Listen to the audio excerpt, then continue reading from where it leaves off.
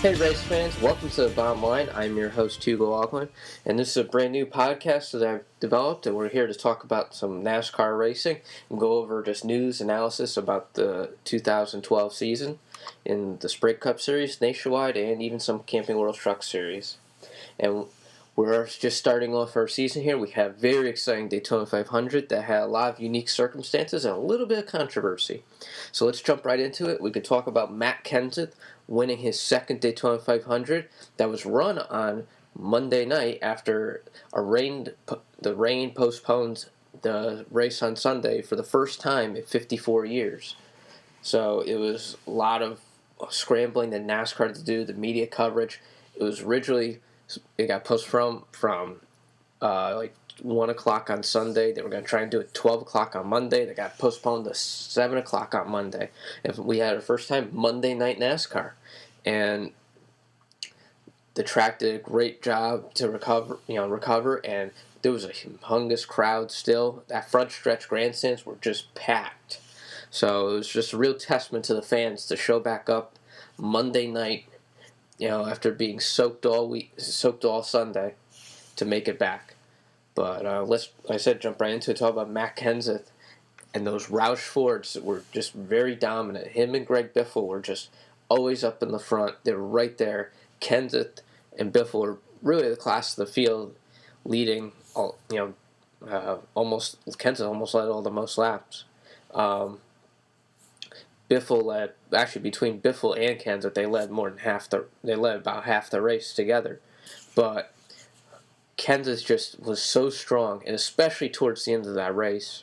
I mean, had his teammate Greg Biffle behind him and Dale Earnhardt Jr. right there. Jr. was pushing Biffle, and they just could not build up a run.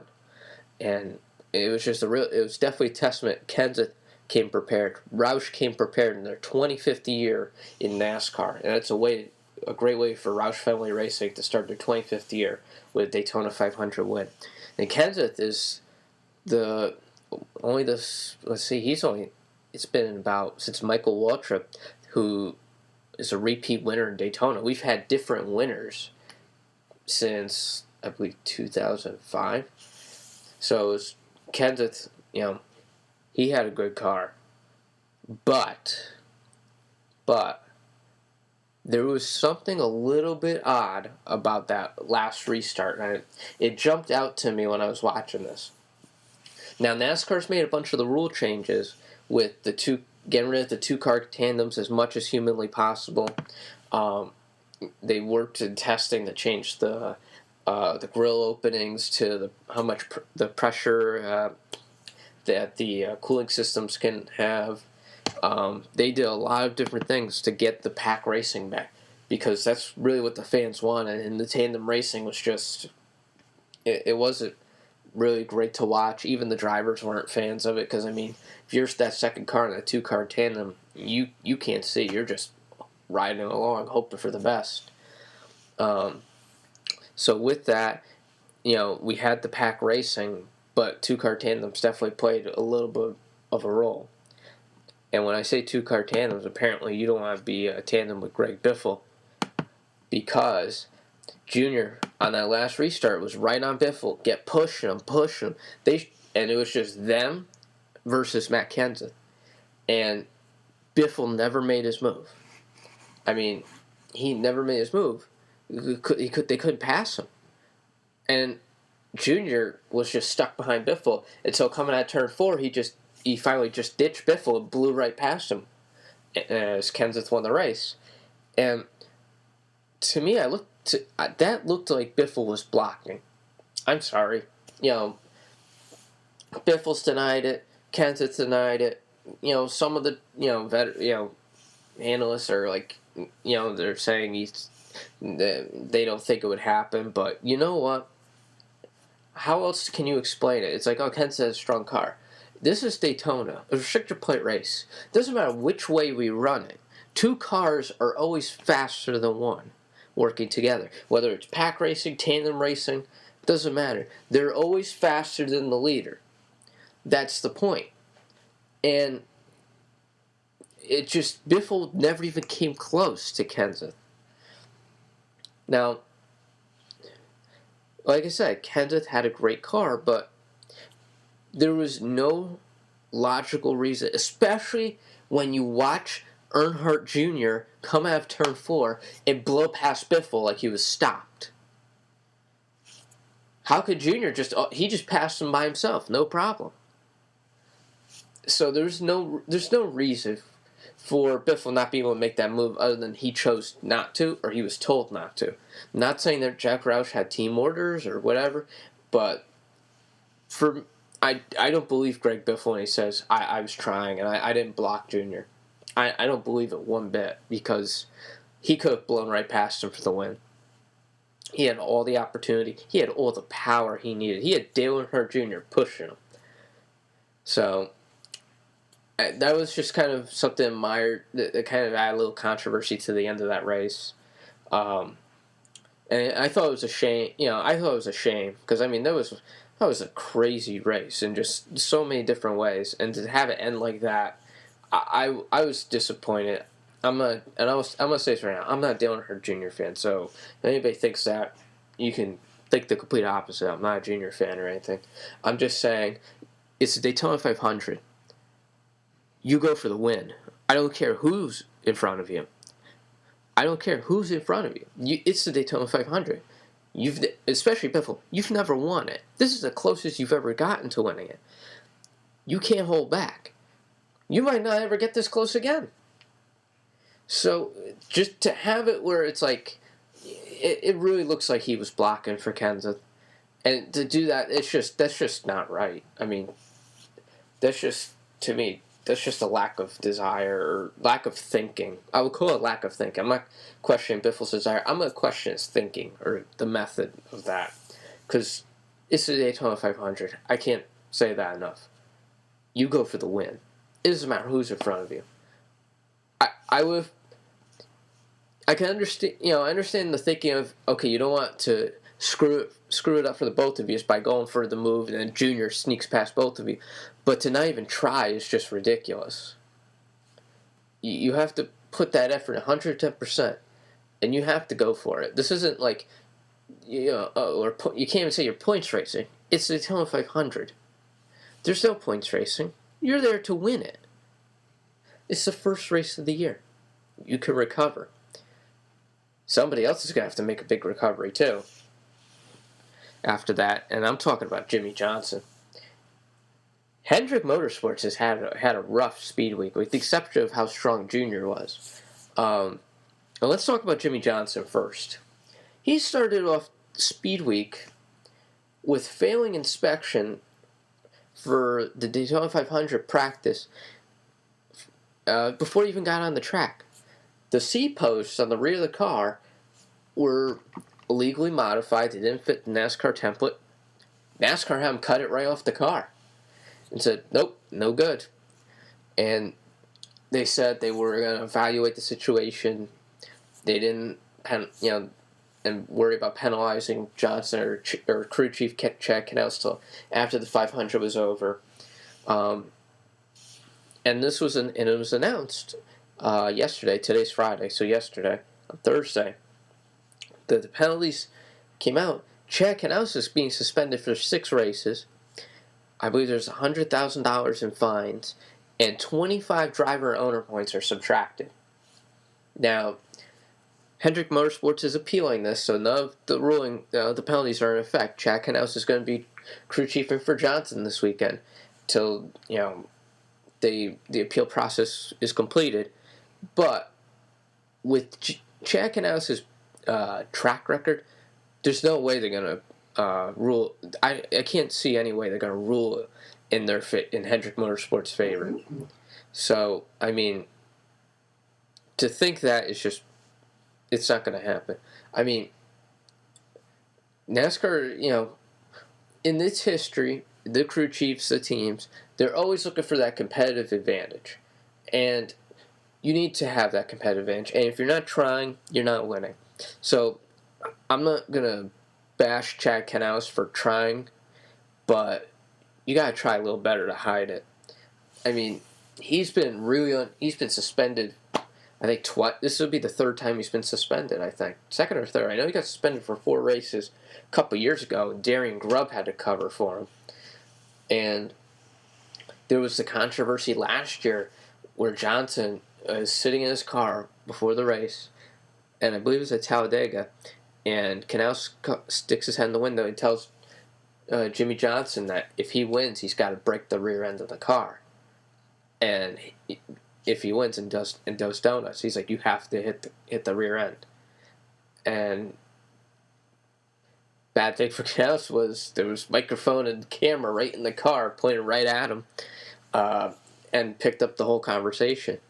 And he didn't say what was wrong with it, but there was just to hear that, it's like, it's basically getting caught red-handed. Now, NASCAR confiscated Johnson's cars for the rest of the year. They went through them with fine comb, and they couldn't really find anything. But Canals is starting to do this to himself, and you've got to wonder. It's like, all right, we want you to push the limit.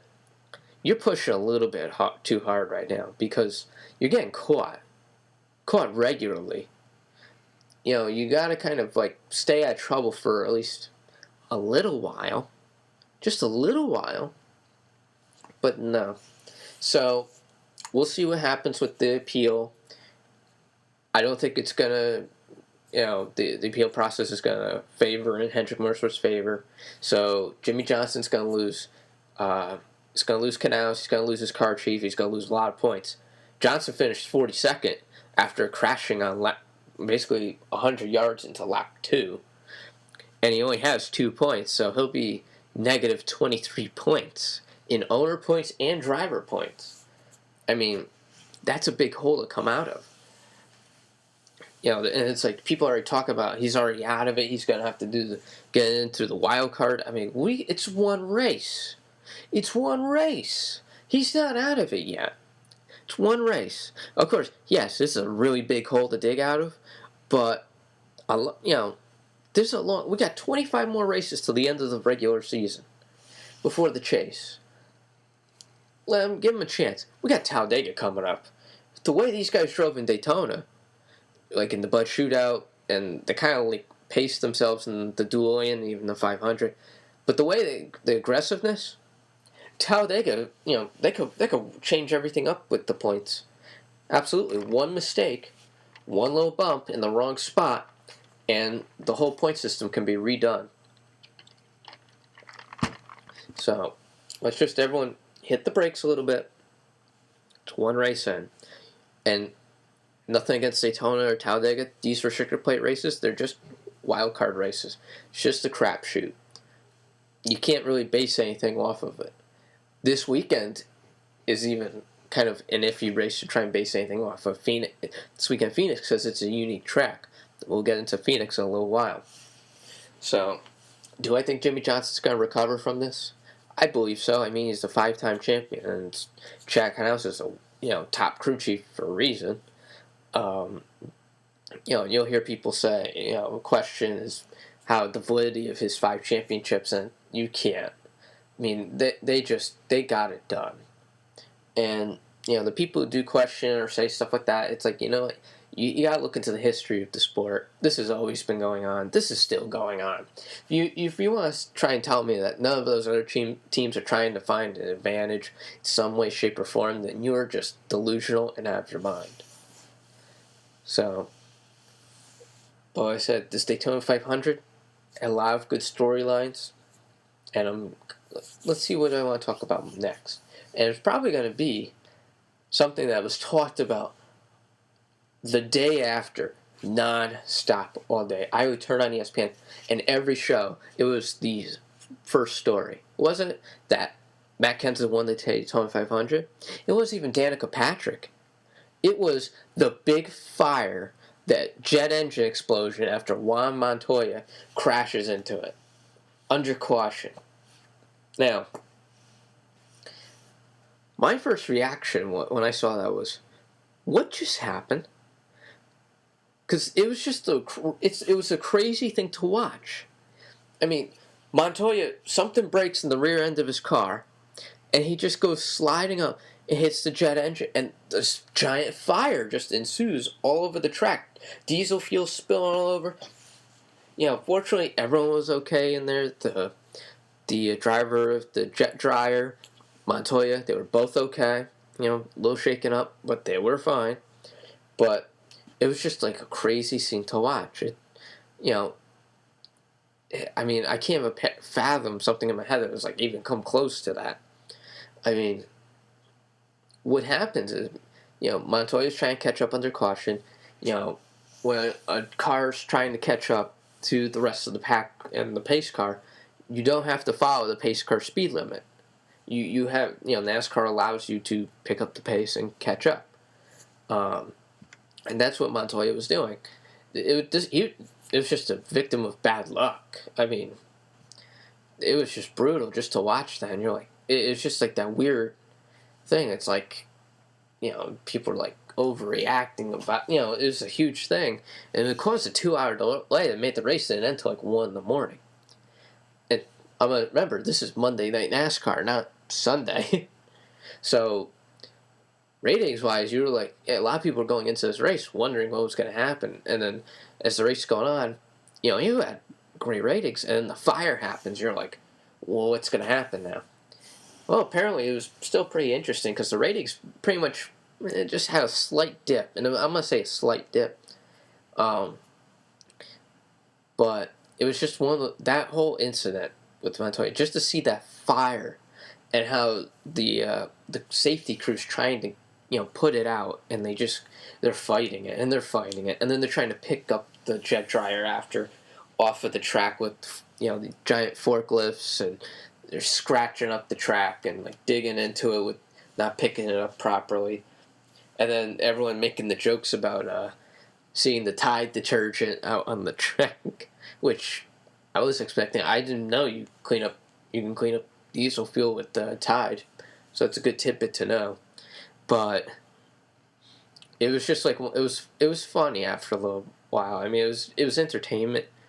It's like NASCAR's, it's like a rare sport that we have rain delays, and apparently we have weird things happen. Maybe we'll have locusts this weekend here in Phoenix, and they can get away with it. Like, they can do things. Like, these guys these drivers are they're trained to be able to handle being in front of the camera a lot more, I think, than a lot of other sports athletes, because they're a direct representation of not just a team, they're a representation of sponsors.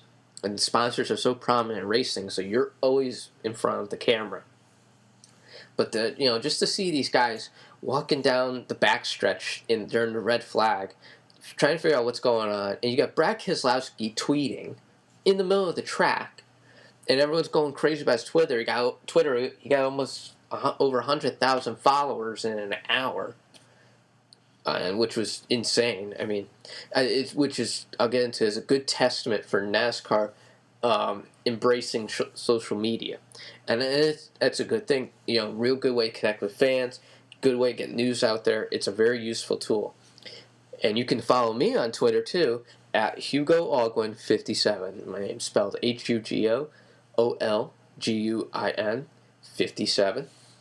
You can check out my blog, thebottomlinewithhugo.blogspot.com, and you can definitely check me out under the Bleacher Report. I publish articles and write for them about NASCAR and some NFL and just whatever catches my eye in the sports world. Now, getting back into the social media and this whole fire delay, I mean, it was just one of those crazy situations. Like, I'm looking on Twitter, and you're like seeing all these people commenting on NASCAR that don't even talk about NASCAR.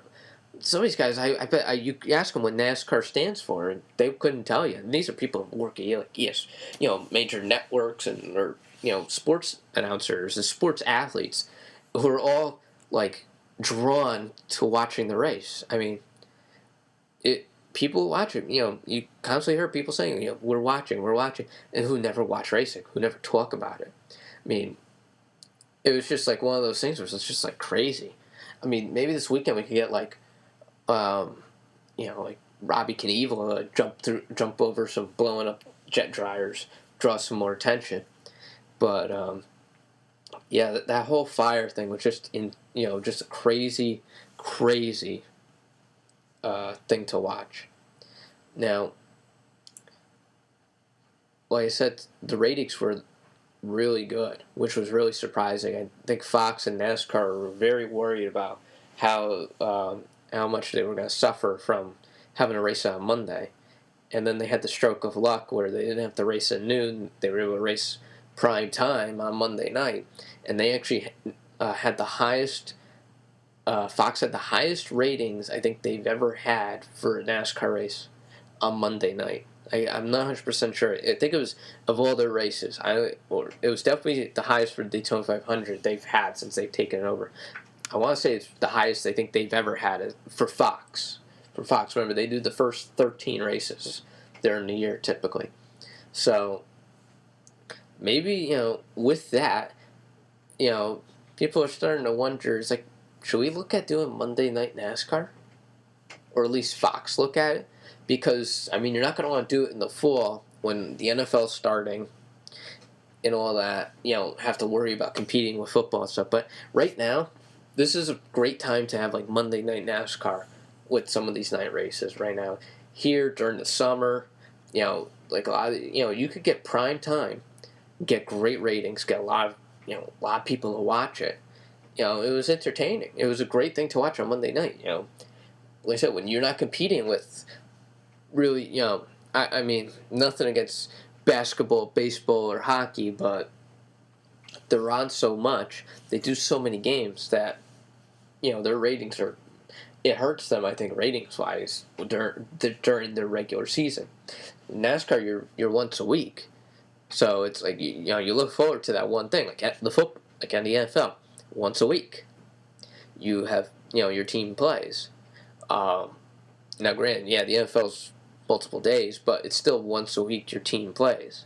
So, to look at Monday Night NASCAR, that would definitely be interesting. I think they should give it a shot. I mean, what do you got to lose? I think you could get some great ratings with certain races. I'm going to say certain races.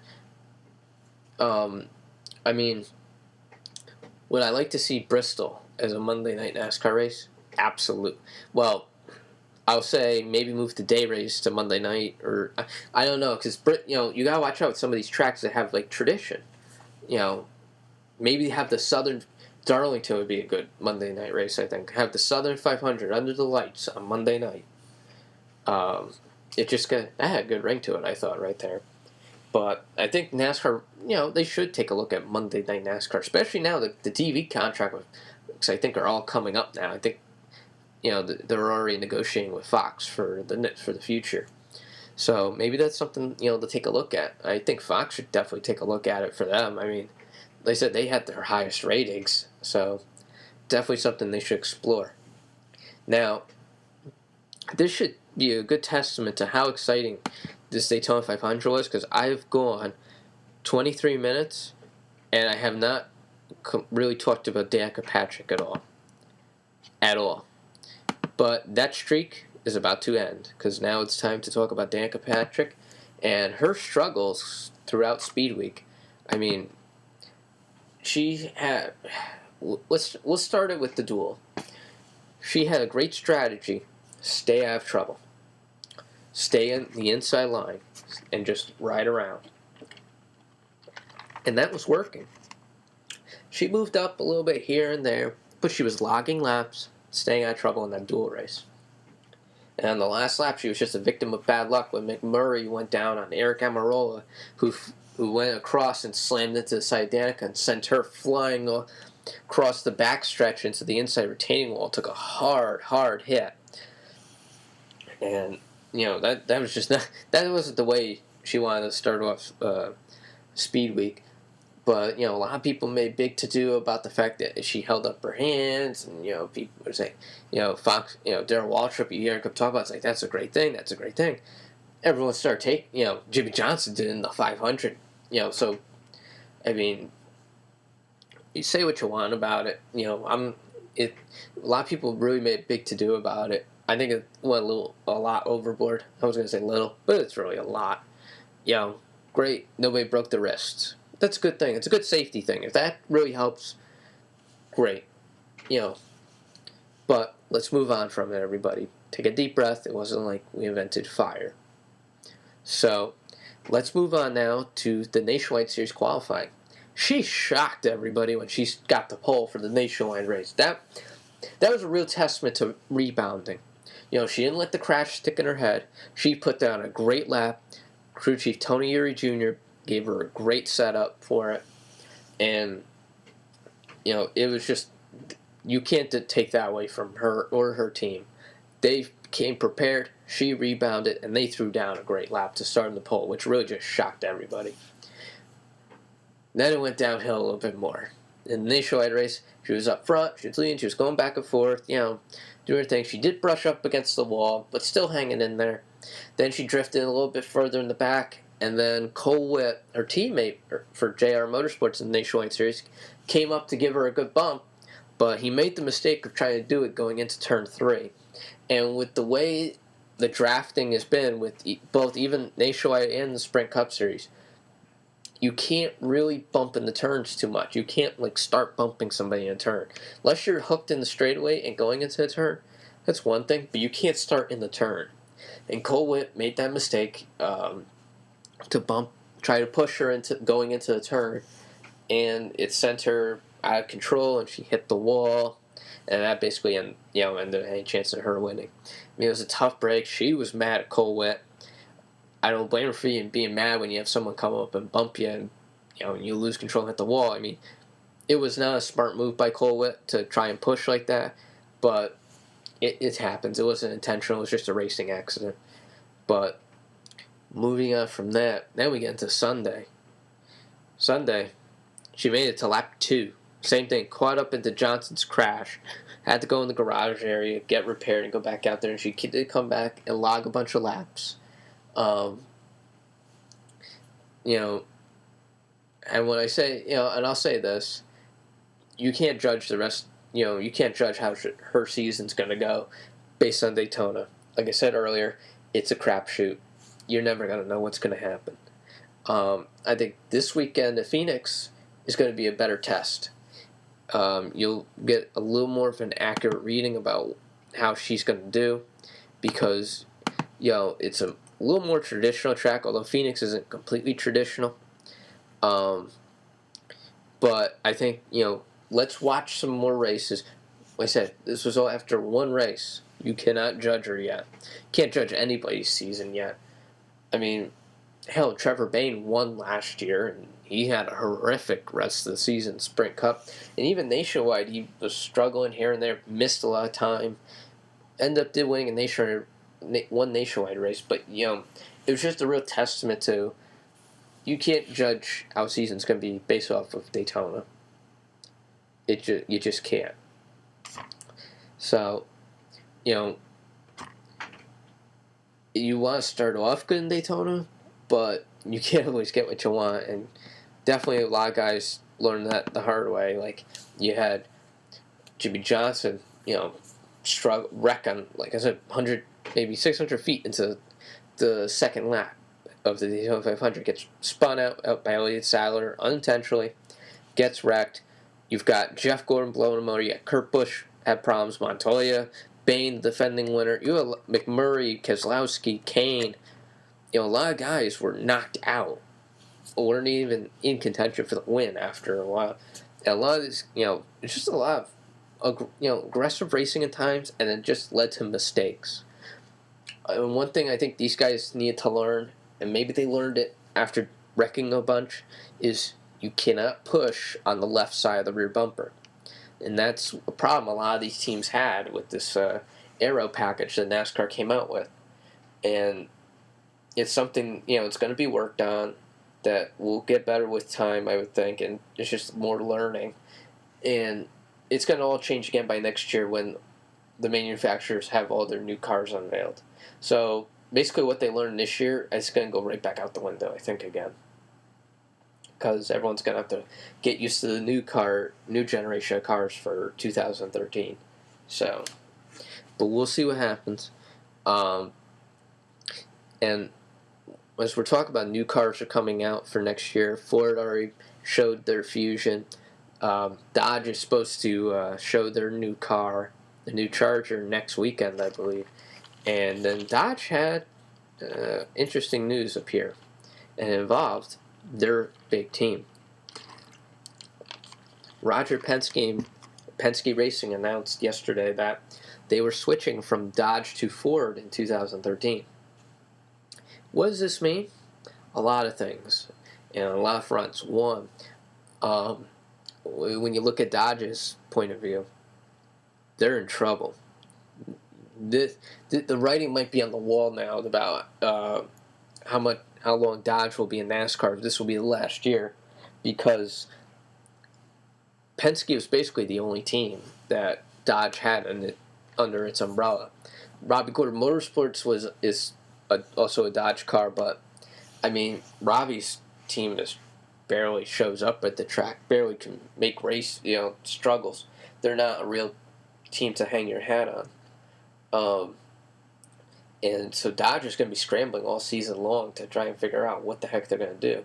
Because a lot of these powerhouse teams are all in long-term contract with their manufacturers, and I don't see any of them would want to switch to Dodge unless somebody's writing a big check, like when Everham Motorsports came in with Dodge and NASCAR, and Dodge actually sponsored the race cars.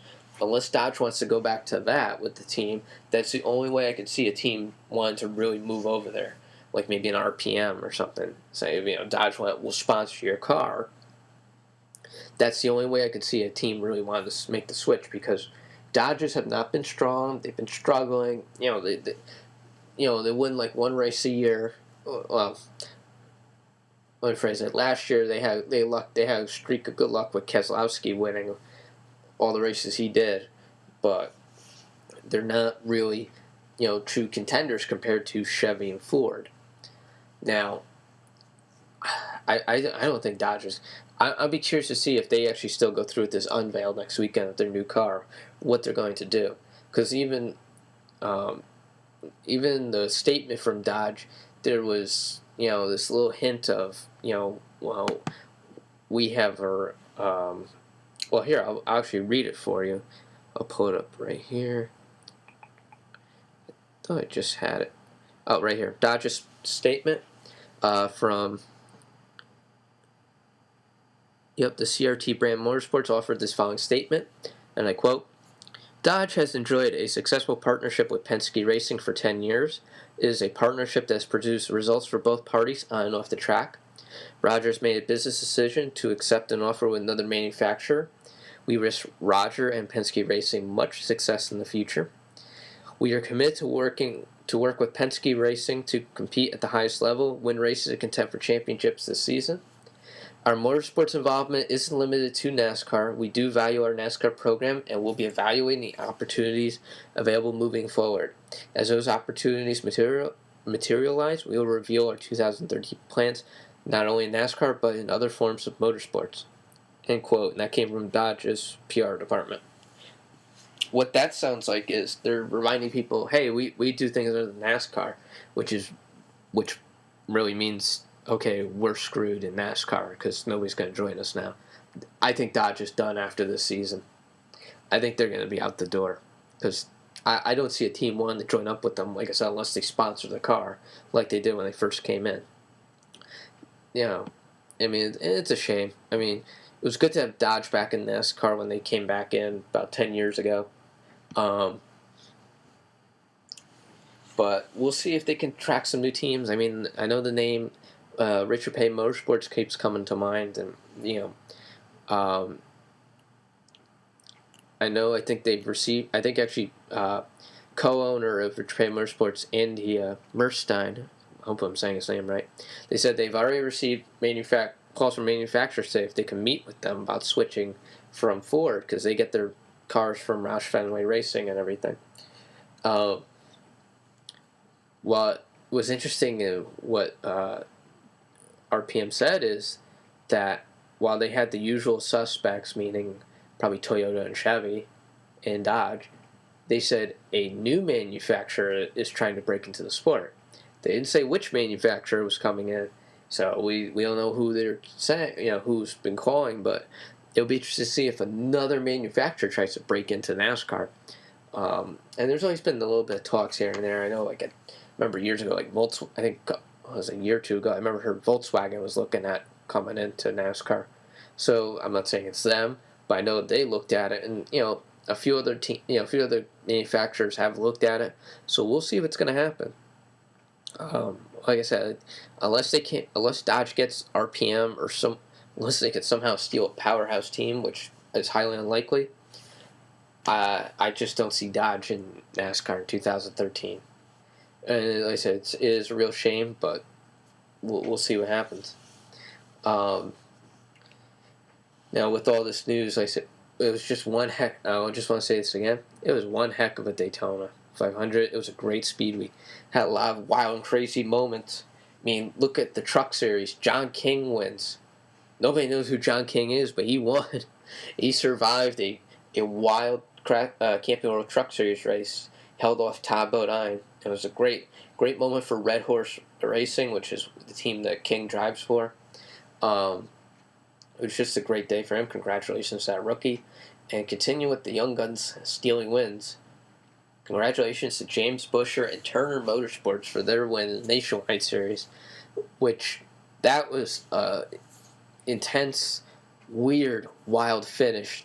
And hopefully some of you all saw it when going into the last lap, they're 3 wide for the lead. You've got like Tony Stewart, Kurt Busch, Kyle Busch, all the top guys, Carl Edwards, Keselowski, all right there. And they all wreck. The whole top 10 crashes in turn 4. The whole top 10. And Buescher was 11th going into turn 3. Buescher somehow navigated cars crashing left and right all over the place. Snuck by Keselowski, Sadler, snuck by them all, and was able to steal the win. It was just great driving by Buescher to survive. And man, those Cup guys got a little bit aggressive there, a little too aggressive. But it was a wild finish, and congratulations to James Buescher and his Turner Motorsports team. But we'll see how the season progresses for all these teams as we go into Phoenix this weekend with the Nationwide and the Cup Series. They're practicing right now, actually in Phoenix right now. It's 3 o'clock Eastern Standard Time, Friday afternoon. That's when I'm doing my recording. And Phoenix is going they went through a big change. They reconfigured and repaved the track last year in between the races. Gordon won the spring race last year and broke his losing streak. And then the track got repaved, reconfigured, and then Casey Kane, was able to break through for his victory in the full race. But there's still a lot of questions, a lot of learning these guys have to do to get used to this repavement. They said they've only got one race on this new configuration. And, I'll tell you, Jeff Gordon struggled mightily in the second when they repaved it. And I don't think he was looking forward to coming back here this weekend unless they figured something out, because he was garbage last time. They could not figure this track out. Like currently in practice fastest right now is Greg Biffle, and Kane is third fastest. So it'd be interesting to see what these guys learn the second time around. But I would expect Casey Kane to be the favorite to win it again, because he's got a better car than he did in the fall, and he's still got Kenny Francis. They know what it took to win it in the fall, and now they have even better equipment. So I mean, you gotta say Casey Kane is the favorite for this weekend. But I would expect maybe the Hendrick cars to recover. Roush is looking strong as usual. Like I said, Biffle's currently fastest in practice right now. But I think this is almost going to be another crapshoot. Like this race, you have to take as a grain of salt, because the guys are still learning this track all over again. So we'll see what happens there. And that's going to do it for this edition of The Bottom Line. I want to thank you for listening. You can follow me on Twitter at Hugo Olguin 57. That's HugoOlguin 57. You can email me with any questions, comments, or anything about the podcast at The Bottom Line with Hugo at yahoo.com. Check me on the Bleacher Report. I write plenty of articles about auto racing, and you can get, if you can't find me on the Bleacher Report, you can search my name on it, or you could go to my blog, thebottomlinewithhugo.blogspot.com, and I have links to all my articles there. I'll be writing some about previewing this weekend's race and just different storylines that are going on. And again, I want to thank you for listening to The Bottom Line. I'm your host, Hugo Olguin, and that's The Bottom Line.